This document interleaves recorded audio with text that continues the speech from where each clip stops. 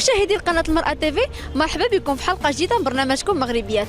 التحرش الجنسي كيمارس الرجل كما المرأة. خلينا نشوفوا شنو رأي الشارع المغربي. الا قدر الله تعرضت للتحرش، لا بقات زعما تتهضر وشفوي، ما غاديش نعطيه اهتمام، فهمتي؟ ولكن بحال كان جسدي غادي نتصل بالشرطه هما اللي ياخذوا الاجراءات ديال باش يكون القانون على الراجل وعلى المراه بحال.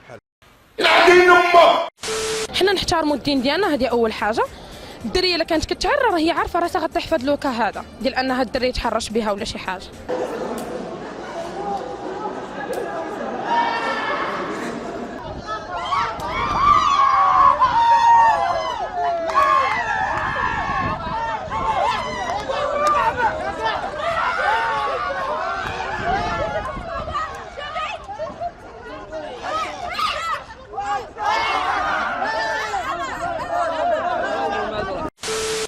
كاين والله، كاين بزاف كثر من القياس.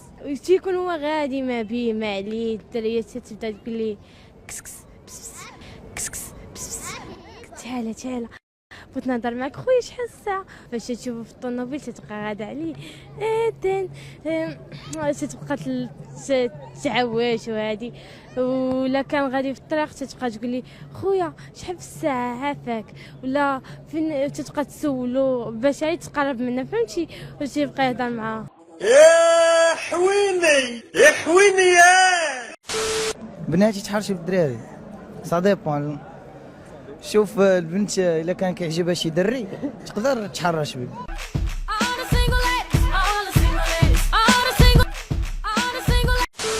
ما يمكنش الدراري هما معروفين بهاد ديال الطلواط، معروفين بهاد الشيء، معروفين عند المغاربه. انا الدراري هما اللي كيتلاوطوا على الدريات، ولكن الدريات ما عرفتش. انا بعدا ما عمري حضرت في هادي وما عرفتش. كلو مريض انت عريض داير بحال شي قحبه عاد قصه مع الحرير، نتوما مكوفره نوع عبيد جديد انت وانا باك بكل افتخار، وتقدر سولت الزم الملك كاعي قال لي غير ياسين شدني مشعري وانا سيجرني مدراعي. او شي لا تداعي انا داعي غيكون هادشي مضبوط ونعطيك الجواب نتاعي مقنع.